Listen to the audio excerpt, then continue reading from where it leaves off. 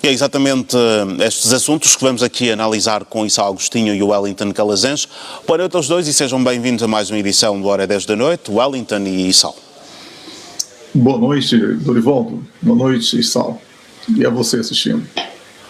Wellington, vamos então começar por olhar para as notas que fazem atualidade e é sobre este Fórum sobre Segurança Europeia.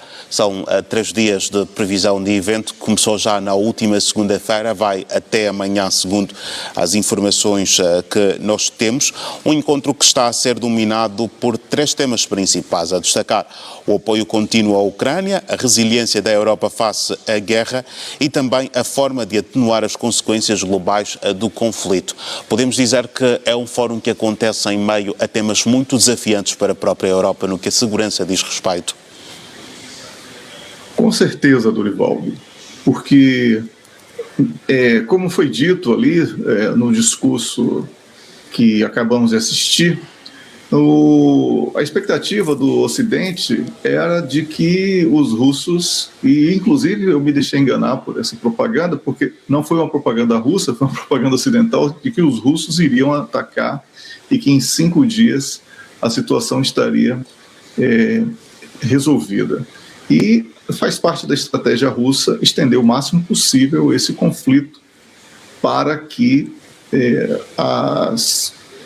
os países ocidentais que são membros da NATO e estão diretamente ligados ao problema, né, ao que chamam de operação especial pelos russos e os ucranianos e NATO chamando de guerra.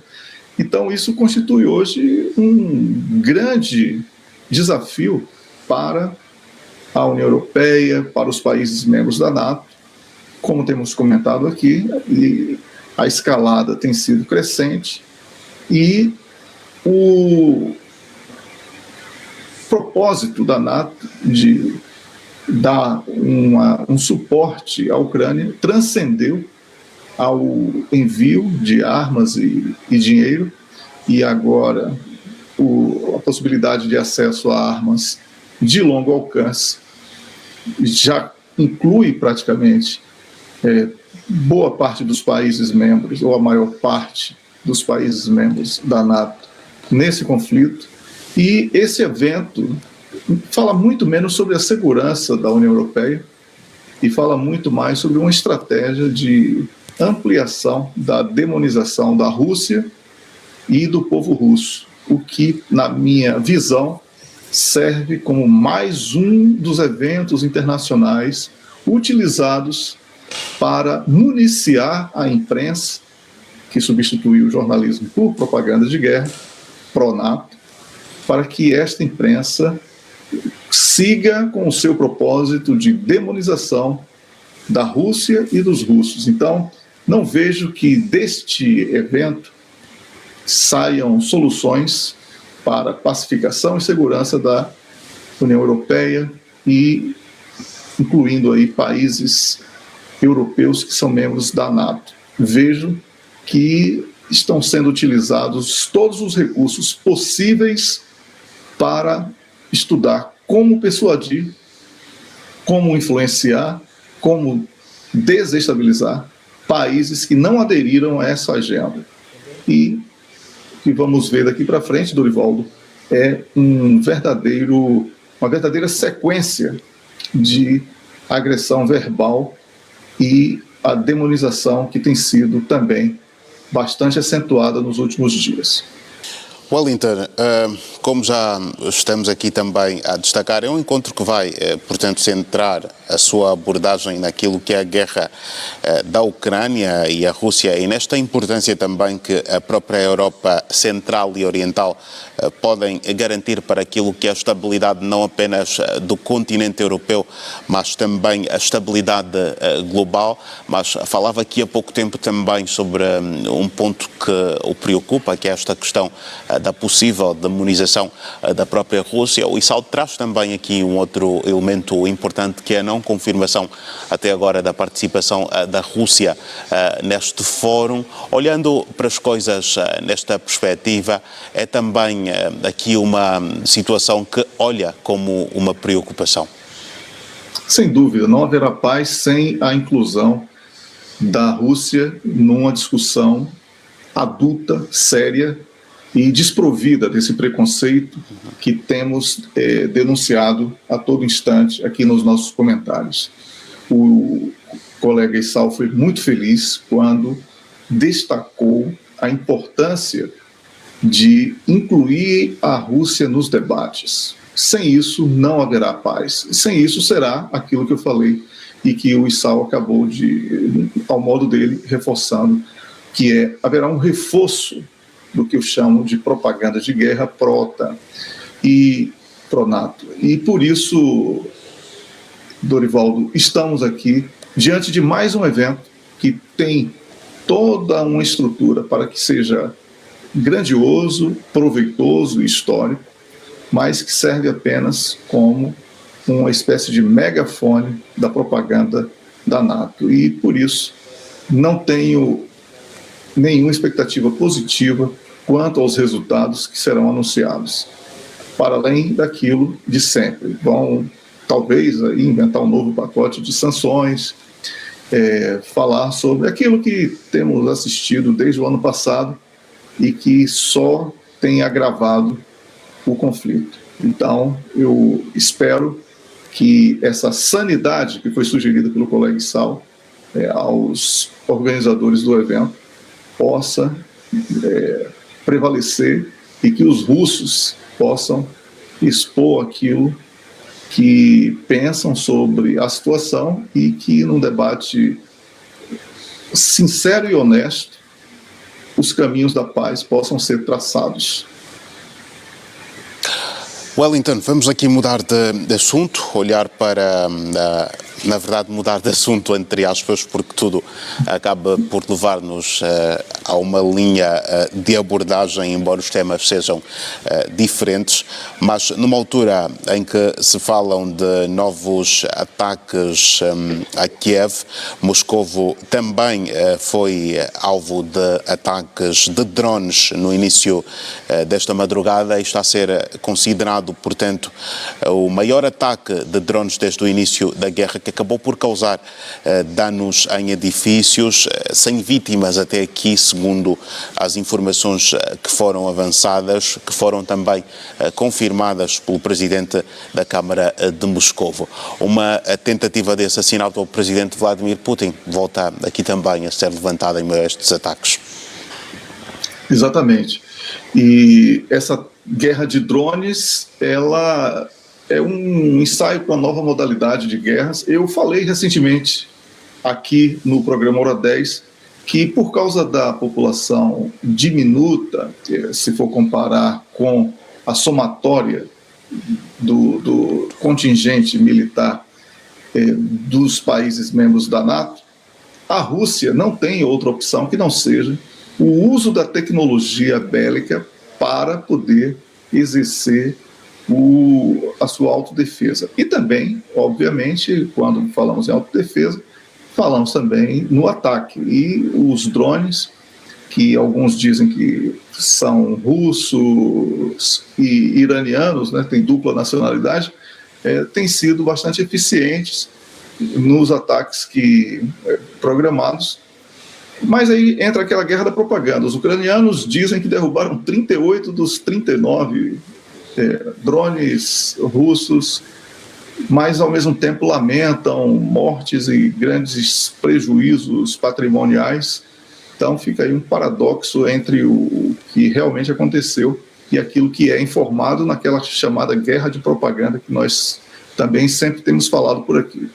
Por sua vez, os russos aproveitam para chamar de ataque terrorista aquilo que aconteceu na capital russa, na expectativa, segundo a versão russa, de que era um ataque para tirar a vida do presidente Vladimir Putin. Então, Dorivaldo, o nome disso aí, para facilitar a compreensão do nosso público, é escalada de guerra. Estamos atingindo um nível de extrema gravidade. E eu tenho falado com muita preocupação sobre essa escalada, porque esse é um tema que eu tenho respirado desde muito antes do ano passado, desde 2014, eu acompanho com muita dedicação a esse tema. E, por isso, eu vejo que as coisas não estão num bom caminho, Dorivaldo. As propostas de paz que foram apresentadas, os apelos de autoridades africanas, os pedidos chineses, pedidos árabes, enfim, nada disso tem dado resultado.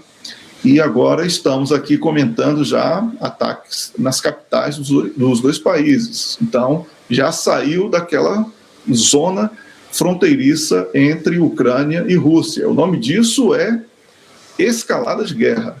Então, é muito perigoso o que nós estamos vivendo.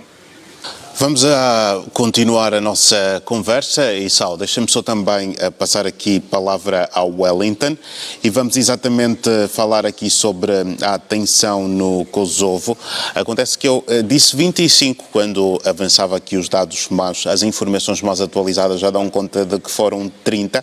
Na verdade, foram 30 militares da KFOR, a Força de Manutenção da Paz da NATO, que ficaram feridos esta segunda-feira em confrontos populares, ou seja, em confrontos com populares sérvios no norte de Kosovo.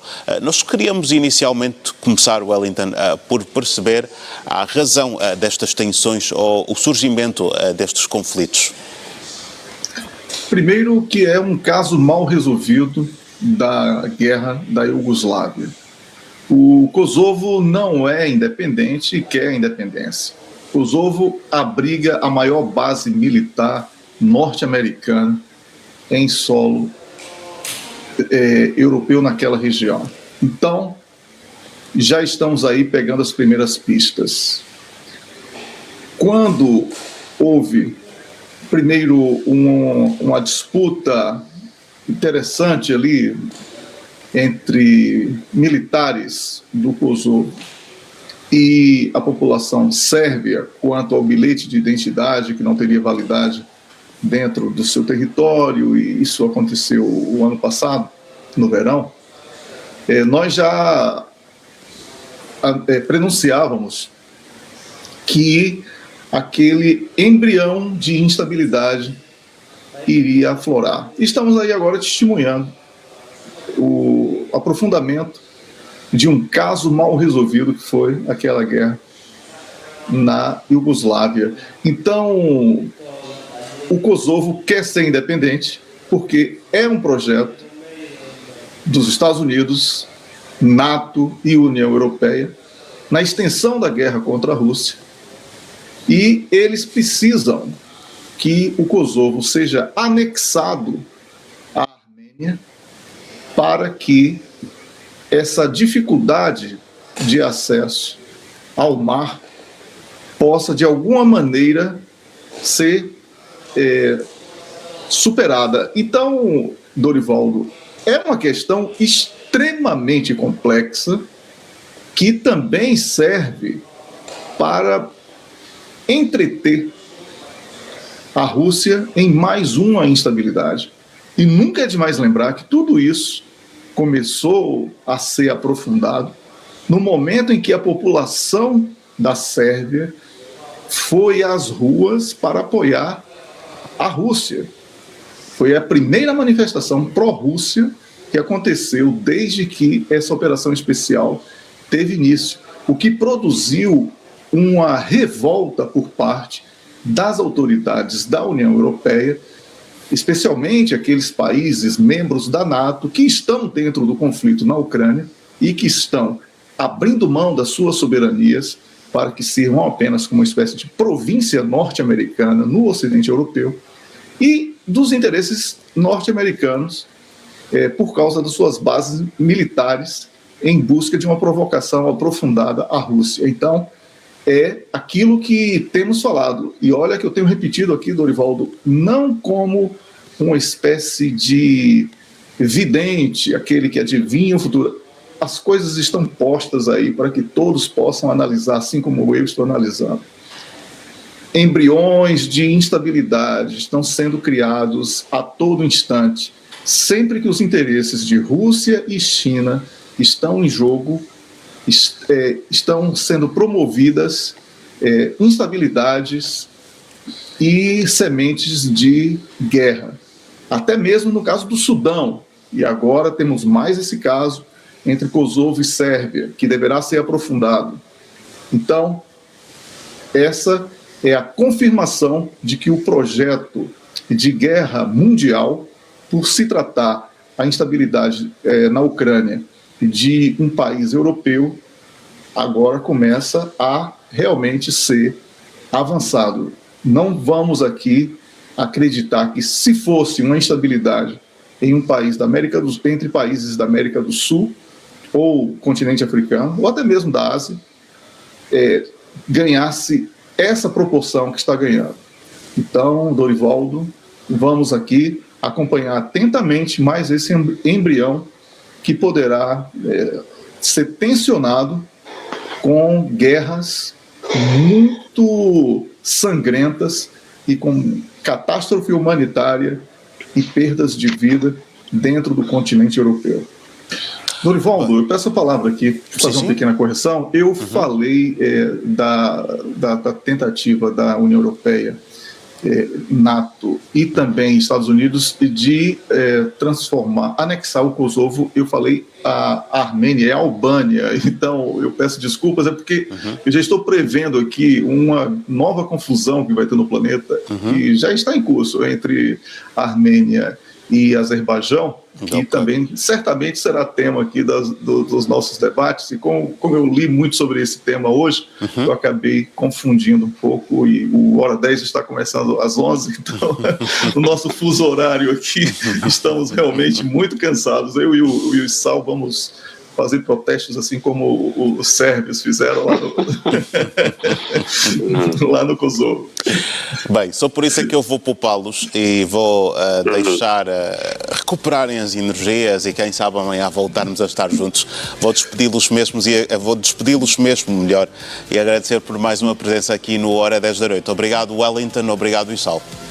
Estamos juntos, boa noite. Boa noite. Boa noite e um grande abraço para os dois. Até o próximo. Estamos juntos, boa noite. Okay.